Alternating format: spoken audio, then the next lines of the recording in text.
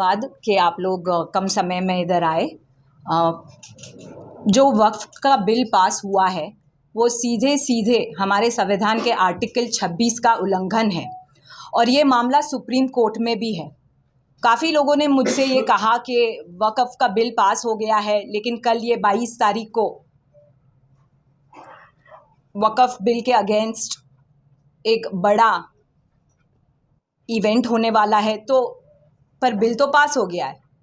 पर लोगों को मैं याद दिलाना चाहूँगी कि 3 कृषि कानून भी बिल पास हुआ था, लेकिन भाजपा की सरकार को घुटने टेकने पड़े और वो बिल वापस लेना पड़ा। हमारे राष्ट्रीय अध्यक्ष अल्पसंख्यक विभाग के राज्यसभा सांसद श्री इमरान प्रतापगढ़ी जी कल इस प्रोग्राम में आने वाले हैं।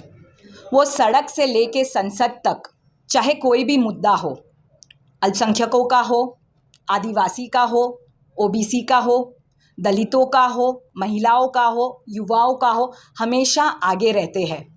वक्फ के बिल में उनको मौका दिया गया था संसद में बात करने का। आप सभी लोगों ने सुना होगा।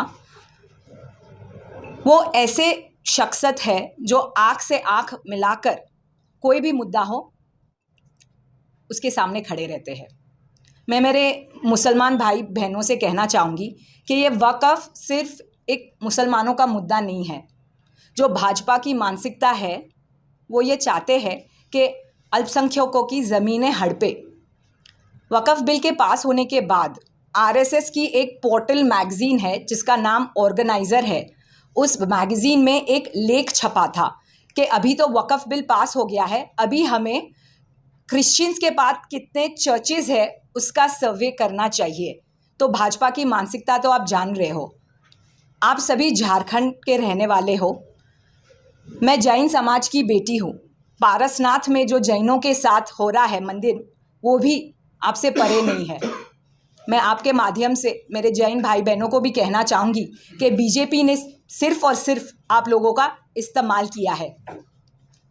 बीजेपी यही चाहती है कि जो भी अल्पसंख्यकों की ज़मीन है उसको हड़प कर ले और चंद उद्योगपतियों को दे दे। पर हम पीछे नहीं हटेंगे, क्योंकि जुल्म सहने वाले भी जालिम को साथ देते हैं। तो हम हमारी आवाज़ बंद नहीं करेंगे। हम बोलते रहेंगे जब तक ये सरकार ये बिल वापस ना ले ले। सुप्रीम कोर्ट की भी डेट बाकी है। हमें इस देश के सुप्रीम कोर्ट से भी बहुत ही उम्मीद है कि जो संविधान के खिलाफ हो उसका समर्थन ना करे। मंजूर अंसारी जी के साथ हम सभी कार्यकर्ता कल 4 बजे बिरसा मुंडा एयरपोर्ट हमारे इमरान प्रतापगढ़ी जी का स्वागत करेंगे। वहाँ से हम सभा स्थल जाएंगे। ये मुस्लिम पर्सनल लॉ बोर्ड इसके आयोजक है।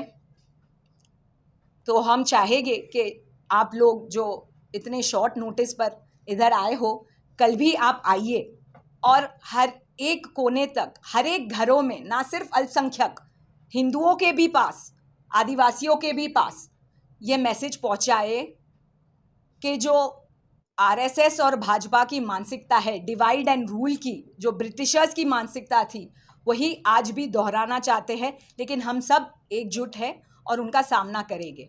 ये पूरी ऑपोजिशन एकजुट है। यहाँ पे पूरी फोर्स के साथ हम ज़मीन पर भी लड़ेंगे, हम कोर्ट कचहरी में भी लड़ेंगे, हम संसद में भी लड़ेंगे। आपके माध्यम से हमें कहने में काफ़ी खुशी हो रही है कि हमारे नेता, देश के नेता आदरणीय इमरान प्रतापगढ़ी जी 22 तारीख को रांची में एक प्रोग्राम है वक्फ बिल के ख़िलाफ़ में, उसमें वो शिरकत करने के लिए आ रहे हैं। हम आपके माध्यम से झारखंड के सभी अल्पसंख्यक बंधु से मेरा अपील होगा कि इस कार्यक्रम को सफल बनाने में आपका इस कार्यक्रम में आना हमारे लिए कामयाबी की सबूत होगी। हमें और आपको इस बात को समझना चाहिए कि जो वक्फ बिल का जो कानून हमारा केंद्र सरकार ने लाए हैं, तो हमें लगता ऐसा है कि जो देश के मेजॉरिटी है उन्हें ये लगता है कि शायद हमारे लिए बेहतर है, और जो अल्पसंख्यक है उसके लिए लगता है ये कानून लाया गया है। हमारा ये मानना है कि केंद्र सरकार की जो मानसिकता रही है 10 सालों के अंदर में, इनका मानसिकता ऐसा रही है कि किसी न किसी बहाने से जो अल्पसंख्यक का लाखों एकड़ जो ज़मीन है इस देश में, उसको किसी न किसी उद्योगपति के नज़र है उस पर, तो कोई ना कोई बहाना करके वो चाहती है केंद्र सरकार कि हम उद्योगपतियों को सौंपें। तो हमारा ये मानना है, आप और हम सब ये जानते हैं, वक्फ एक ऐसा चीज़ है जो कोई भी व्यक्ति वक्फ करने का मतलब किसी व्यक्ति को वो वक्फ नहीं करता है, वो ये नीयत से करता है, ख़ास करके जो माइनॉरिटी है, कि वो वक्फ किसी भी तरह का जो ज़मीन है वो अपने अल्लाह के नाम में, रब के नाम में, गॉड के नाम में वो करते हैं। और उसके तहत पूरे देश में जो भी कार्यक्रम है समाज के हित में है, मदरसा है, मस्जिद हैं, सराय हैं, ठहरने का जगह है, वगैरह वगैरह होता है। तो इसी के खिलाफ में देश के बहुत चुनिंदे लोग आ रहे हैं इस कार्यक्रम में। हमारे आदरणीय इमरान प्रतापगढ़ी साहब भी इस प्रोग्राम में आ रहे हैं।